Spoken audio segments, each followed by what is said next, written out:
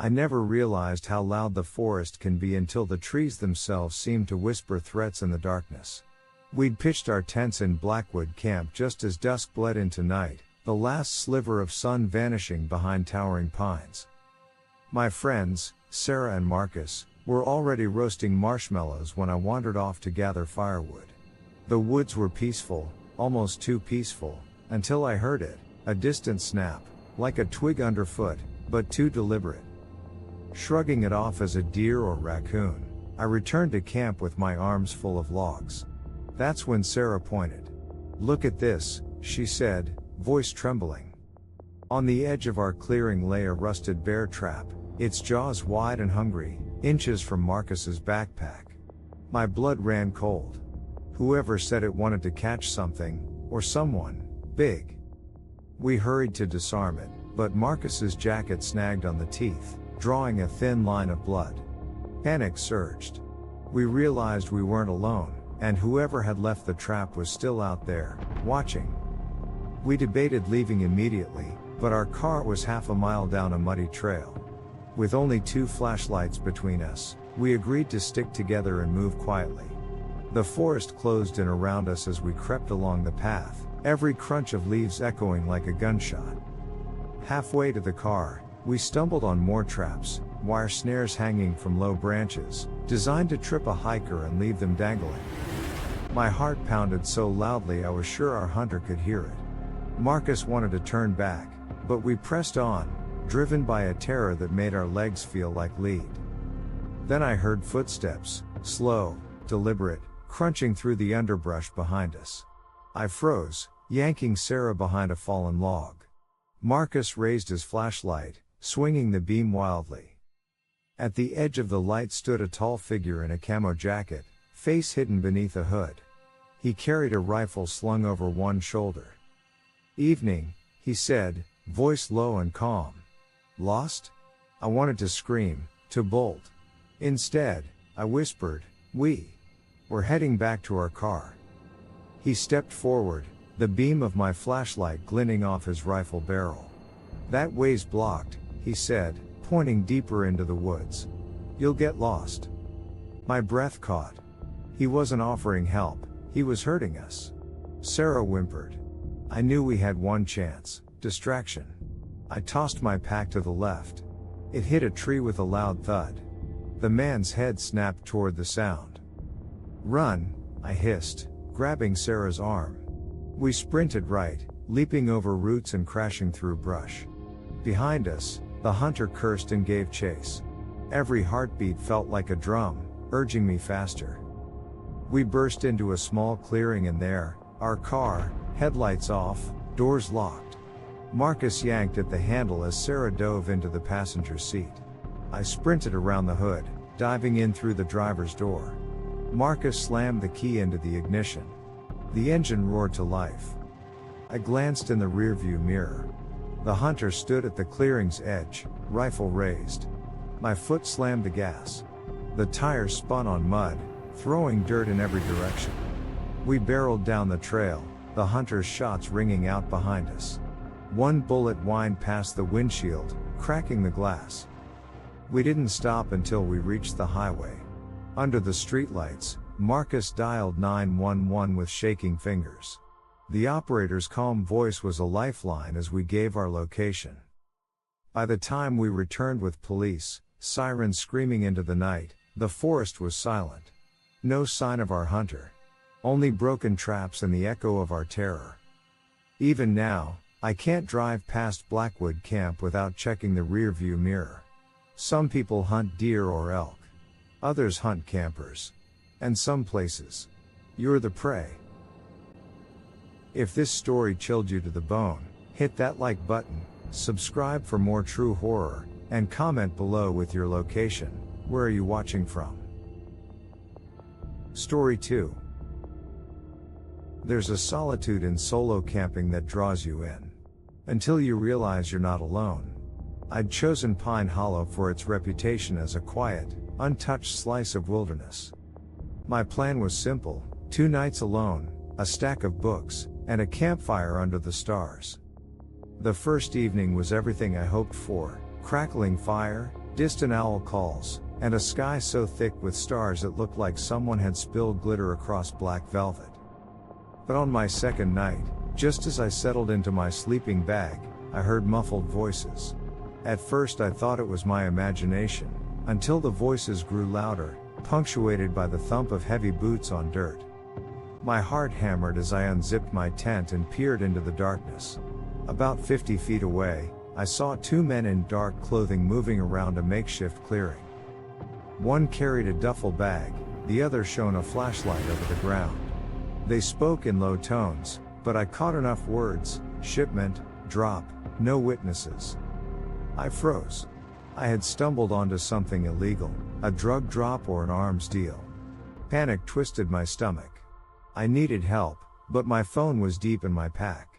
If I fumbled, they'd hear me. Slowly, I reached for my phone, keeping my movements minimal. I dialed 911 and whispered my location, but the operator asked me to speak louder. My pulse raced. I closed my eyes and steadied my voice.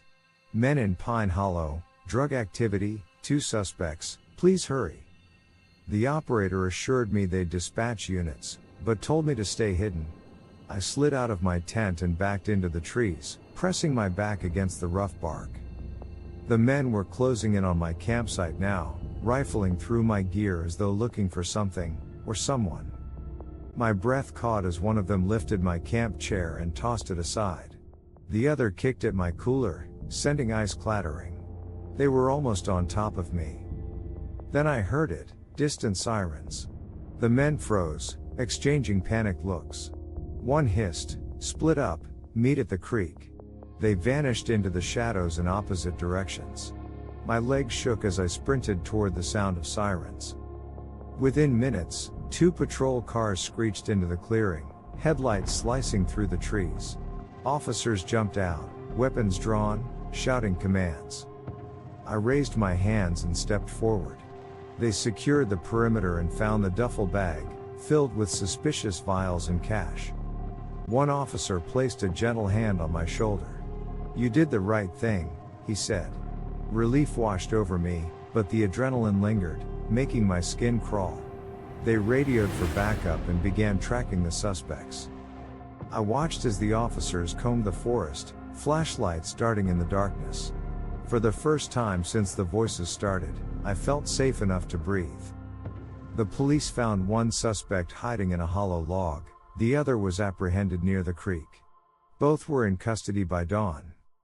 I packed up my gear with trembling hands, the forest suddenly too quiet. The hush of Pine Hollow no longer felt peaceful, it felt like a warning. As I drove away, I saw the officers' lights fading behind me, swallowed by the trees. I survived that night because I acted, and because help arrived just in time.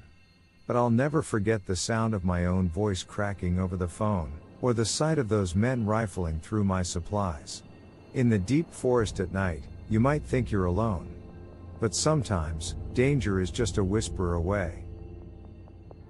Story 3. I've always loved the thrill of venturing off trail, but that night the thrill turned into a fight for survival. My friend Elena and I had hiked deep into the Cascade Range, searching for a hidden waterfall. We set up camp beside a crystal clear stream, miles from any marked path. The world felt ours, until the first scream ripped through the trees. It was human, a woman's scream, desperate and raw. We bolted upright, flashlights carving arcs through the darkness. The scream echoed again, closer this time. "Someone's in trouble," Elena whispered. We grabbed our packs and followed the sound, stumbling over roots and rocks. After 10 harrowing minutes, we reached a small clearing. In the beam of my flashlight lay a young man, bound to a tree with zip ties, his mouth gagged. He trembled as we approached, eyes wild with fear. Above him, broken branches trailed toward the forest's edge, footprints pressed into the soft earth. "Elena, call 911, I said. She dialed with shaking fingers, whispering our coordinates. Meanwhile, I knelt beside the man, cutting the ties with my pocket knife. He gasped for air, tears streaming down his face. "Thank you," he rasped. "They'll kill me." I helped him to his feet just as a figure emerged from the trees, a tall man in muddy boots, a hunting knife in hand. His face was smeared with dirt, eyes cold.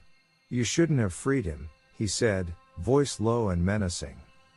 We backed away, forming a loose circle around the rescued man. Elena spoke into the phone, her voice urgent. The attacker took a step forward, knife glinting. My heart pounded as I scanned for anything to defend us. Then, headlights pierced the trees, an emergency responder's ATV barreling down the old fire road. The man froze, torn between his prey and the approaching rescue.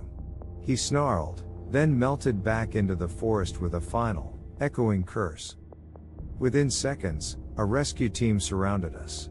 The EMTs checked our friend, while rangers pursued the attacker's tracks. They found him 2 miles away, hiding under a fallen log, knife and boots evidence enough. He was arrested without incident. We spent the night at the ranger station, wrapped in blankets, sharing hot coffee. The rescued man, introduced as Tyler, explained he'd been hiking alone when the attacker ambushed him for ransom. He'd managed to break free just long enough for us to hear his scream. As dawn broke, I looked back toward the dark tree line, my adrenaline finally ebbing. The forest that had felt like paradise hours ago had become a nightmare. We survived because we acted fast, and because help came when it mattered most. Now, every time I lace up my boots, I remember the scream in the night and the shape of that man stepping out of the shadows. In the deep woods, the line between adventure and danger can vanish in a heartbeat. And sometimes, the only thing standing between you and a killer is a pocket knife, and a pair of friends willing to answer a scream.